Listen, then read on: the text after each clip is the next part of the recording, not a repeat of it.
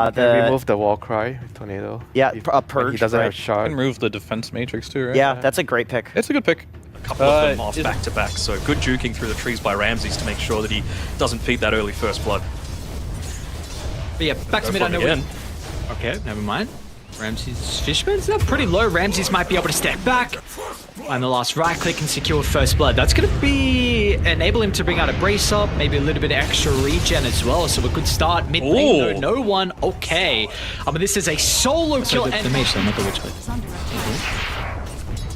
I don't hate it. I mean, you are going to have to deal with a lot of this magic damage coming through. Outside of the TA, it's pretty much exclusively magic damage coming your way, so I don't mind it at all.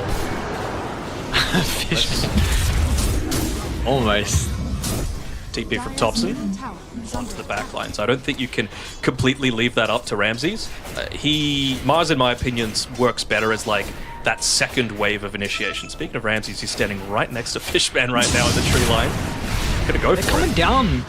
I mean, Ramses half health already. TPs will come through, but the arena can he get on the outskirts? Turns with the spear, gives him enough time to retreat away. And now with Pure's damage along with Thompson's rotation, there's going to be a great response out of Tundra. Then they'll be rewarded with a double kill. Pure very close now to the Maelstrom, and he may stick around to get a little bit of damage in the tower as well. So great response from the boys on Dire. That's the timing that they're waiting for to be able to, you know, continue pushing on forward, start taking a few towers of their own. The smoke from them, Thompson. Actually catch Kataomi just before the teleport away.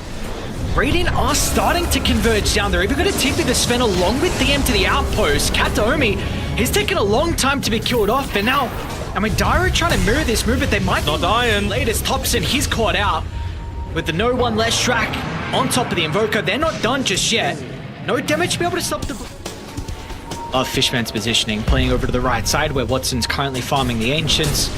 So making sure he puts himself as the first point of contact to help his Templar Assassin farm freely. And they want to take the fight. They're going to jump. This is the area they want to continue to control, and they will be able to do so. Now Ramses, it's a blink away. Saxa can also escape. They've got this higher ground ward to play with, but it's a little bit messy from Tundra. Thompson, he doesn't have this reposition, so he's still going to be caught out. Team with a jump over the low ground. 2 free kills for Cloud9, and now Ramses, he's going to be caught up too as well. So Cloud9, they're going to be able to fight back here. Some much needed kills for them. They'll continue to defend their high ground, and now this net worth lead, it's actually into Radiant's favor. See enough of aggressive smoke out of C9. Will be towards bottom, and they might run into White one. Actually not. They're going to try and change their direction, go towards the triangle. No one is currently home though, so Found him. they'll still just be able to go back over. I believe he walked over a trap. So they'll get the freebie. Definitely not the kill they were hoping for in Cloud9. But it's something, I suppose. It's something, but Whitemon was in the right position, right? Like, he was pushing out the lane, he popped the smoke, 3 heroes, wasted about 30 seconds on the map just for 1 kill. So very, very nicely done by him. He got the Philosopher's Stone as well, so not even sacrificing too much of his own network. Lane, who they got, Ramses stampede in, and that's going to assist with the further kill. 8 now to the boys on Cloud9. Tier 1 tower's going to go down as well, so these past movements from them, they've brought this game back. Not that it was too large of a deficit at all, but they are looking very good once they've been able to find their items.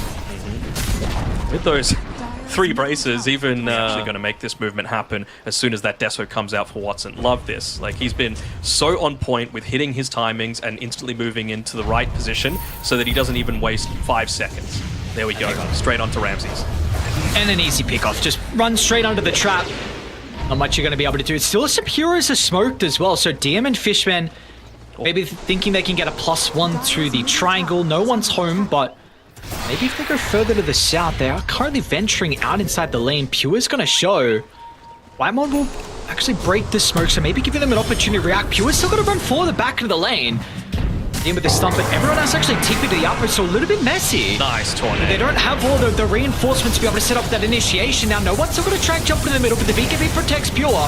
He's going to be able to charge for Pure, still falling. Damage. It doesn't matter. Look at the damage, man. Pure, along with Tundra, they bite back. Cloud9 runs straight under the Tier 1 tower, and Tundra, they were ready. That was a little bit of that poor formation that we were talking about, right? They didn't have minutes left on this Aegis, but really see it going both ways, but I don't want to see them just hold up in the jungle because I feel like Tundra are going to take away way too much of your map if you do so. Saxon might run under the trap up top. I think there's going to be an opportunity for them. No one's going to jump out of the trees, and Watson's hidden more inside the mid lane as well. We see another kill going on. Fishman is going to have a couple of Tundra heroes pop out of nowhere.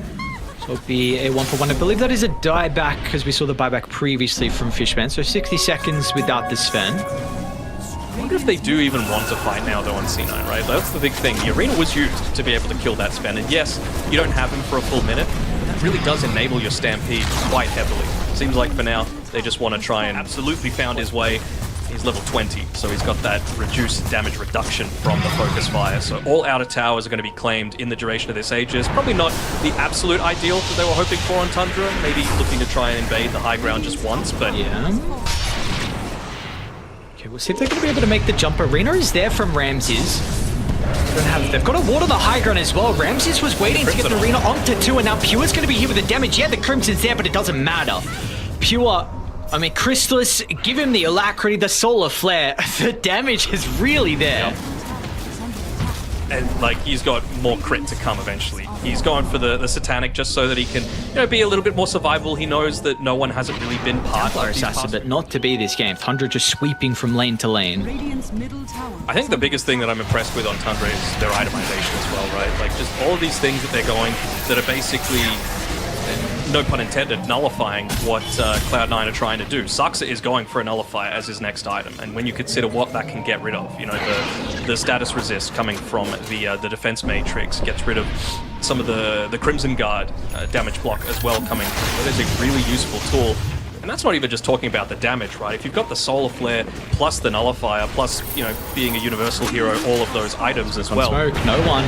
Gonna run head first. Oh, what a timing of the tornado! Stops a hoof stomp from DM. The Sandpede's gonna give them time to be able to react. Solar Flare pop. Ramsey's taking a lot of damage from the damage out of no one. They might be able to get rid of the Mars, and they will.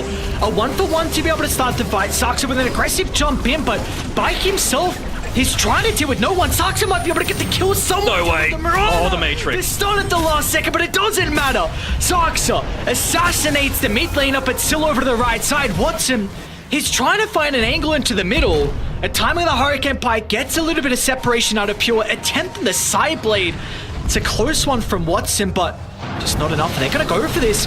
A blink onto the low ground. Are you forced to fight? Pure will get some distance away. Maybe they want to go back in with the shackles onto 2. Pure, they'll protect him with the Crimson. For the Crimson, is it enough damage mitigation? Pure standing strong, and we're seeing no right clicks out of Watson. The deafening blast, it will now expire. Watson jumps over the top, is able to assassinate the Wind Ranger. Now DM's not done just yet. Thompson stuck around, should be able to get away. And you've got the respawn, so Ramses is back alive. They will be able to play accordingly. And over towards the east side. Daedalus now completed from Pure. The damage. Like, yeah, fire out. He's pretty much Exodia status right now. He needs his Aghanim Scepter, an Ag's Blessing, rather. What's no one doing? They're making a play by themselves, and they're going to run all into Tundra. The TP. They're going to try and come through with someone else, but it doesn't matter. What was this play? And now DM, he's caught 2. BKB still on cooldown for 10 seconds. I mean, DM, you're looking at buyback status now, because you're going to force it out if you're Tundra. You've got a lane down bottom, and they're trying to make some individual plays potentially, or we've seen at the moment recently, it's been all 5v5 fights. You're not at the stage where you can go for these, maybe, you know, pick-offs onto a solo member. Yeah, no, they don't have the damage at that point, and I think that was just a bit of miscommunication. You know, Kataomi was joining in, and you probably do survive if he's actually there with the rest of the boys, right? Just off the back of the defense matrix, the March, the Greaves coming through, the Holy Lock. They're going to be cautious, they step up. Ram's going to be able to land the arena. Looks like it should be a quick and easy kill. Sven's there with the buyback ready as well, but buildings are going to fall. Watson almost gets Ramses. Watson actually jumps over the top of Watson. He's got the extra life. He's got the Aegis. BKB's going to be popped into the inventory now. Pure doesn't get the force stuck down the low ground. He's going to look for the BKB TP out and will escape, but everyone else is stuck. No one. He'll get up to Whitemon. So they will get 2, but how many buybacks was used there for Cloud9? 3 buybacks used, and you still ended up losing that tier 3 tower. It was a really great placement of the arena as well by Rams. Do have a ward over by their triangle. This is a place maybe they want to position like we saw previously from Tundra. So it does have a ward to place up by the middle set of barracks. No one is currently home though. They will see the less shortly. Sees? Well, I was thinking maybe a Blink Hex. But back into They're gonna go though, team, with the jump tops and great reaction. BKB stops initiation over the northern side. Hex is there before the response from Pure, but it's going to be a stun that's off the mark, and no one's health is almost gone. No one has to be cautious. Steps over the west side. Pure's going deep. Should be able to get the kill onto Tinker and now retreat. Can you go back in on Cloud9? Still low issues. I mean, the BKB makes it very difficult now without that available on Watson, and TUNDRA, they can wait. Focus Fire's back up in 10 seconds. Maybe they'll go from DM. BKB just before the arrow connects. And it still wasn't, like, it was probably the closest we've got to a 5v5, but the positioning wasn't quite there. But they've actually found Watson. And they know the BKB's on cooldown as well. Watson, they're going to be able to get rid of the Templar Assassin. At least he's one of the ones with buyback, but everyone else is caught inside the arena as well. The blade mail. The damage from the Pure Focus Fire. They're all just crumbling. They cannot sustain up against all the items and the net worth that Pure has. Watson's going to be going for a second time, and TUNDRA, they'll take game one. It looks like in this instance, damage will reign supreme over the survivability. Does indeed. You know, you can have a shield all you want, but as long as you're just sticking it up, it doesn't actually do anything. And I think that's where they kind of came undone. A little bit of lag. I mean, like, look what Omni's still in. Can they pick up? What's a Love frontline Omni? support? Treant Protector. Oh, it is Protector? White Mon. Oh. Dazzle? All right, they're gonna pick another hero that's Oh, also very okay, good for yeah. Monkey. But yeah, I know you said in recent times, in fact, recent as yesterday, where we actually did see the Monkey King from no one up against a sniper. And that's nothing to say. Well, He's no because slouch. Fishman He's dead. a very awkward position to be in, and you hope you don't give first blood over to a hero that has a very good matchup in the mid lane, and it looks like that might be the case if Thompson finds it, and he does. So, oh no, sniper. You know, we saw some others were banned out. I think they even got rid of the Invoker, which is probably less so in this instance. But like, you know, you're going to be picking at a bad matchup. Top lane, Kataomi. Couple of poison stacks, and this should be a kill onto the position 4. We see DM's trying to do whatever damage he can, but we'll have to go for the Corey snipe instead. Bottom, the action continues. Watson under the shrapnel. Saxa, he's going to be fine. They'll turn it back around. Now Fishman as well might be able to get his own kill. Maybe not. Saxa just gets out of the aggro. And we're going to see, I mean, this is starting to get out of control. 5-0, Saxa will deny himself, come back to the lane with full resources to play. Whether it be the top or bottom, we're actually going to see that be the case. Bottom. Yeah, okay, great answer. Thank you very much. Perfect timing. Ramses, they see an opportunity with him moving a little bit too far forward, but the boundless off the mark. Maybe not going to have a threat onto Saxa because Thompson will actually mirror this. Fishman a little bit too far away to go for the deny. In the top lane, Whitemon, they might also be able to get the Shadow Demon too, so both side lanes being able to pick up some kills for Cloud9. Sure, the net worth is looking okay at the moment, but we'll see maybe this game can blow wide open. Like, what do we... Okay, Saxa just finds Watson in the bottom jungle. Yeah, I mean, if he hasn't been in the lane, goes a long way towards a victory that's already looking pretty likely. See if they're going to be able to defend this or maybe even protect DM's life as well. Assassinate's going to fly out. Thompson almost been able to get in range. There is a reaction coming out of Cloud9 though. Saxa might roll back up to the higher gun when no one... Kataomi is set up.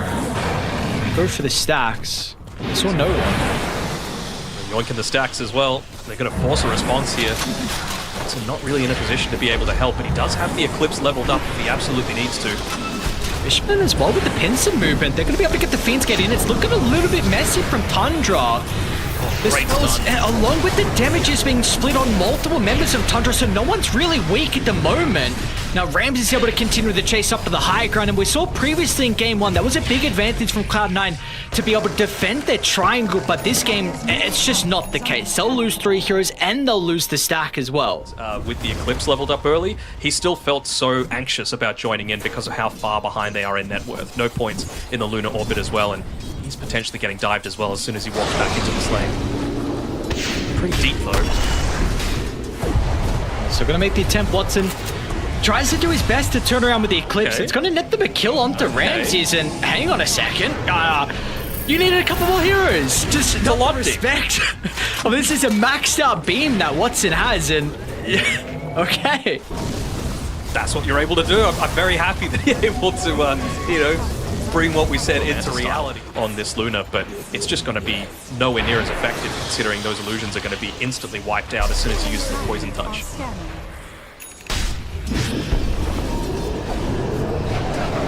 Gonna be a play down bottom though, once again, trying to pick on Ramses as best as they can. The extra control coming through from the ATOS from DM, and they're clicking a little bit. That freebie starting to chain it into another.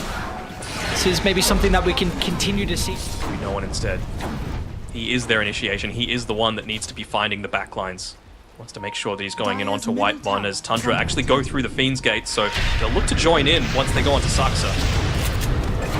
Unfortunately, they're not going to get there in time to protect him. Oh, and also pops the smoke with the shield rune. It's not as survivable. Wymon instantly purges that off. Now Fishman's going to be chased down as well. A couple of kills that go Tundra's way. Do you see bottom what's going on? Thompson's actually going to run into Kataomi, who TP to the outpost, but of course Thompson. Demon sticking around inside the top lane. And the rest of Tundra is starting to rotate as well. He without a doubt is dead. Make him work for it, maybe give him an opportunity to be able to get the Tormentor for the contest. And it will be an ag shot for Fishman. So outside of Thompson, they are very single. So despite losing a couple of tier 2 towers, a couple of heroes, somehow net worth lead in C9's favor. They will get Ramses again. Just pick on Ramses, that's it. 5 deaths out of the 9. Or Mr. Ramses, so DM's going to be able to... This time they might try and play behind Ramses, but Wymon's a little bit far away. I like to position the gate as well over the north, just in case if anyone's nearby, they're going to be able to close the distance onto them.